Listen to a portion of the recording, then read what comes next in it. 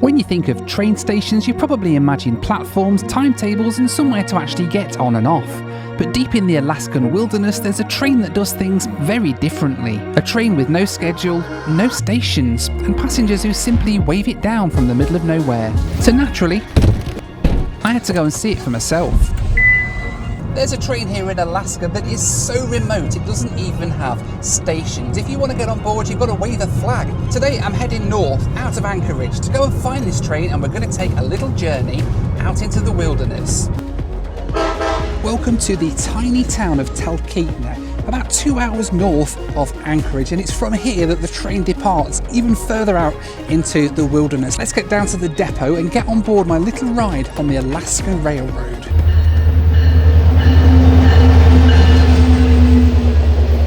So this is the Talkeetna Rail Depot where the train leaves, the Hurricane train it's called, and it's going to take us out into the wilderness. Let's go and get ourselves checked in and get on board. And then... Hey, how you doing? Good, thank you. I'm checking in for the Hurricane train. Perfect. Yeah, Lone Star State. Yes. Okay. Not originally, I'm British, as you can probably tell. Yeah, you'll have a southern accent. Southern accent, Soon yeah. enough, right? Yeah. All right, here you go. So there's two tickets, one Okay, for up one and each way. Yep, Yeah. and one for back. Perfect. Thank you very much. And just hang around here and... Yeah, I'll show you. It's the North Shelter is where you'll board at. North Shelter, okay, so further Yeah. down there. Yeah. Then you'll continue Yeah. down our property, and Okay. then you'll see some cars parked. Okay, perfect. It'll be down there past somewhere. our exit. Yeah, you'll see. Amazing. Thank you very much. And you know about like bringing food for the day. I've been into town and got a few bits, so I think good. I'll be good. Okay, cool. Thank you. Enjoy your ride. Thanks. Alrighty, we're all checked in. I've got my tickets out to the middle of nowhere and back. All we've got to do now is wait for the train, which should hopefully be here very soon. So the Alaska Railroad doesn't just deliver passengers out into the sticks, it takes cargo as well. And it's effectively operating as the mail service out to these really remote cabins. And as you can see, quite a few things are here ready to be stacked on the train to be taken out to the little cabins and wilderness areas way across Alaska. I didn't have to wait too long before my train came rumbling into the platform to take me off on my little adventure.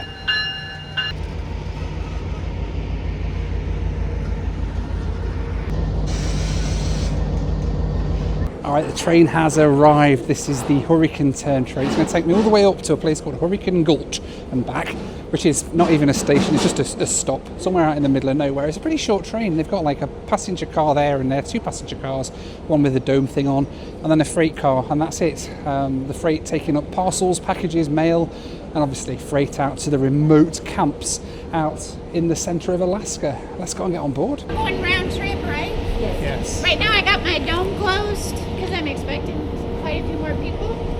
So just walk up through this car to the very first car, okay? Okay. Sit anywhere up there, okay? I will get your guys' tickets. Y'all can load too. They'll bring them to me. Thank you. Yeah. There Thanks you very go. much. Thank you. There's two passenger carriages on this train, the first one for people getting on and off at flag stops, and the second for the handful of us going out and coming back on the same train.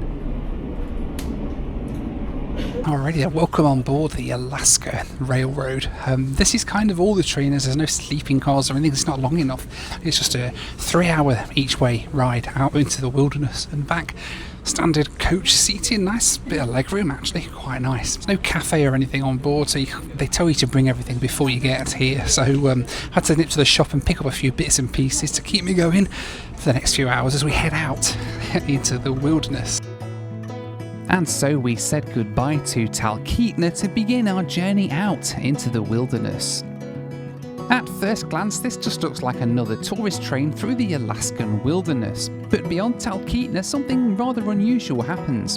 The road network simply disappears.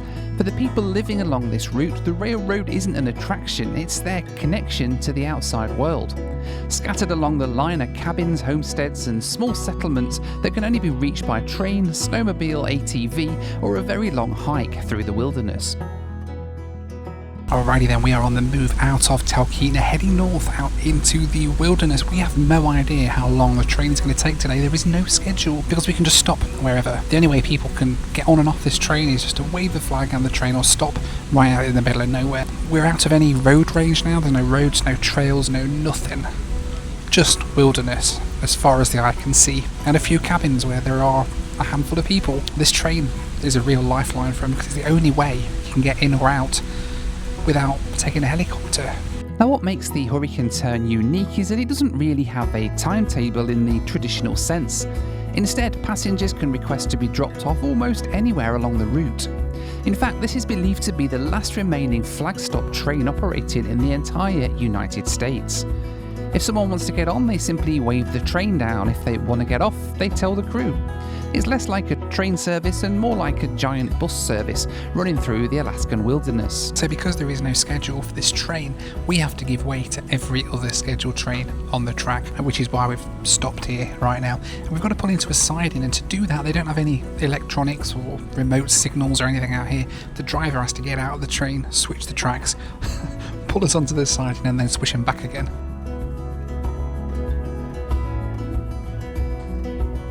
After a while, the southbound train came past and we could get back on the rails. Alrighty, we have someone getting off the train at a flag stop in a minute.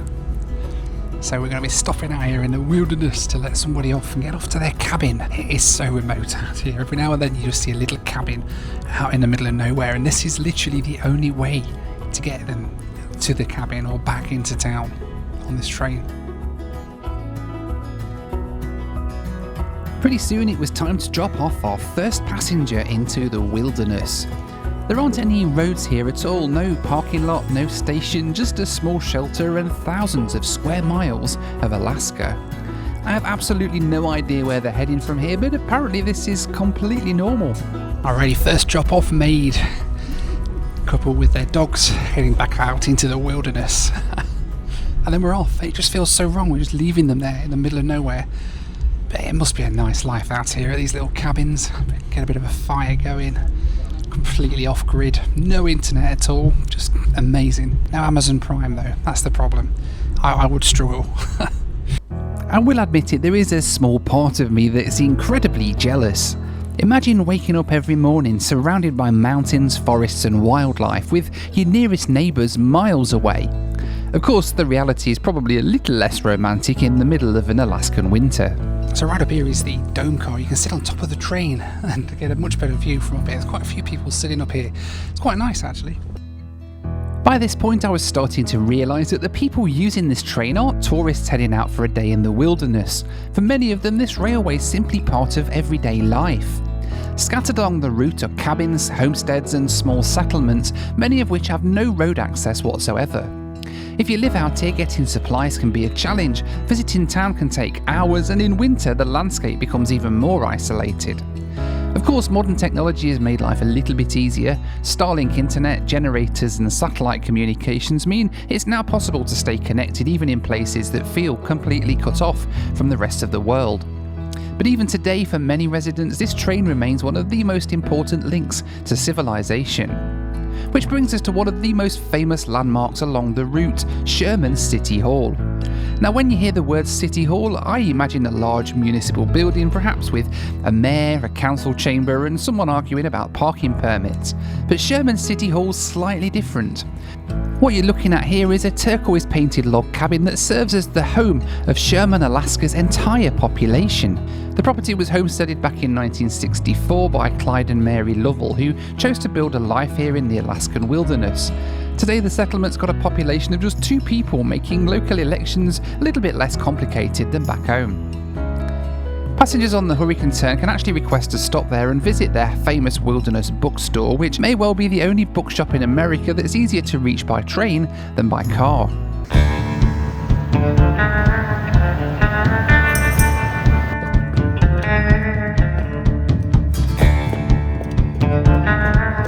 You know, they say folks around here in Texas like nothing more than riding a bull. But me, I'm not so sure. I do declare, why go bull riding when you can go shark surfing?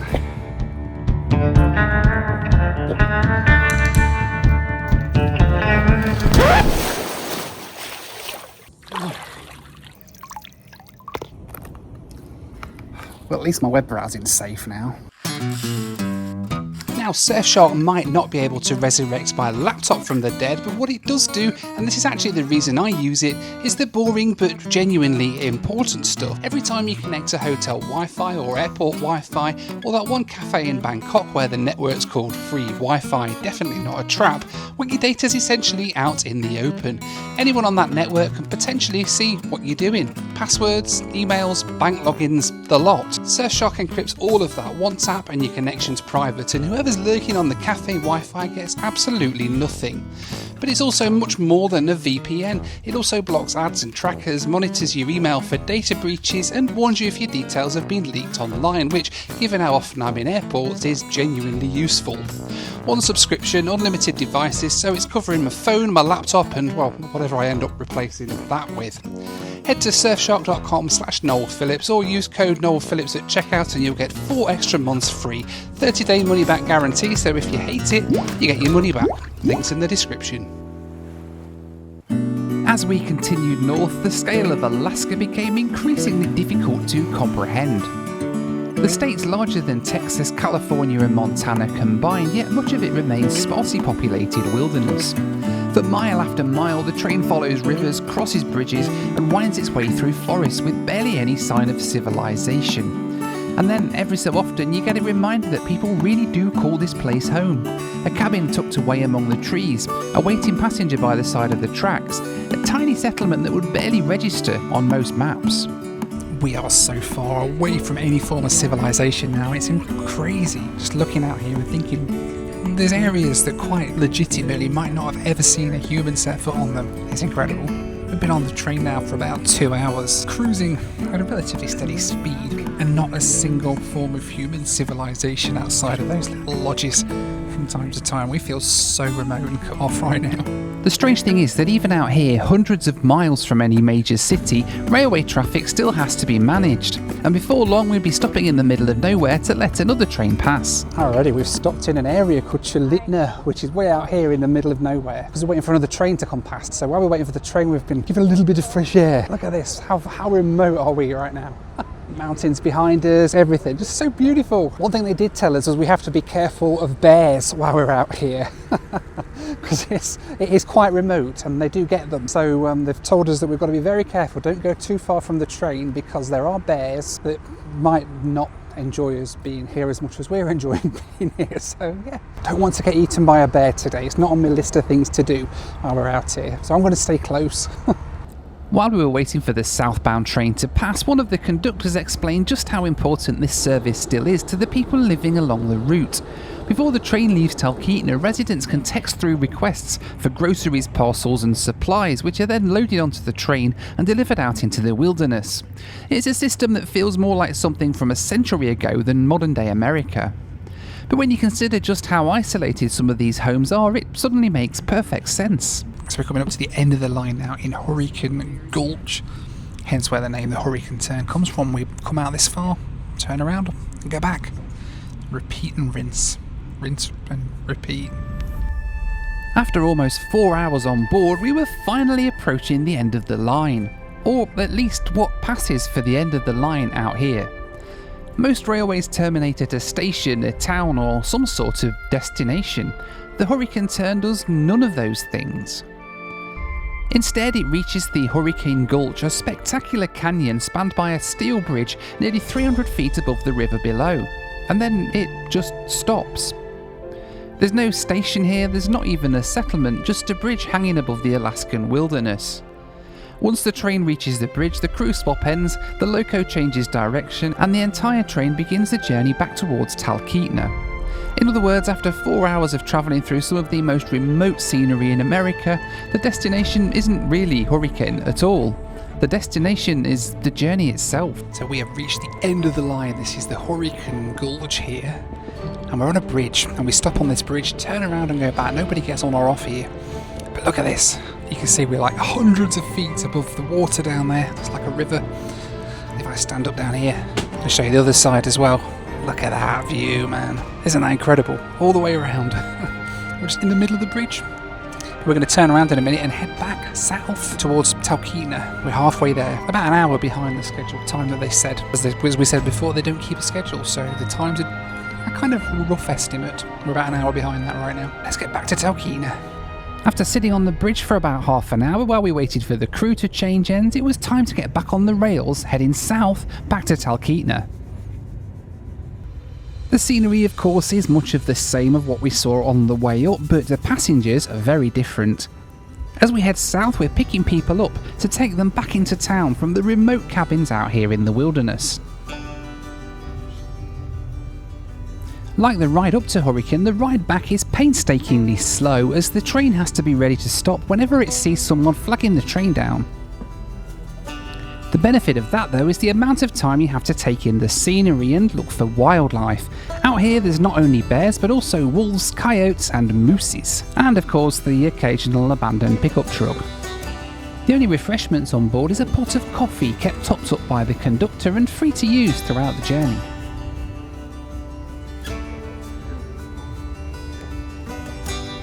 But as we headed further south we had a couple of pickups to make. First of all at the Sherman City Hall where we picked up 3 passengers, and then further south where we picked up some guys who had been out hunting. These guys actually got a black bear while they were out here, with the bear skin folded up neatly into the cargo hold. But as we continued south towards Talkeetna, I found myself thinking about just how unusual this railroad really is. In an age of smartphones, same-day deliveries and self-driving cars, there's something almost unbelievable about a train that still stops in the wilderness to collect people, groceries and supplies. And yet, for the residents living along the line, there's nothing unusual about it at all. For them, this isn't a tourist attraction or a novelty, it's simply part of everyday life.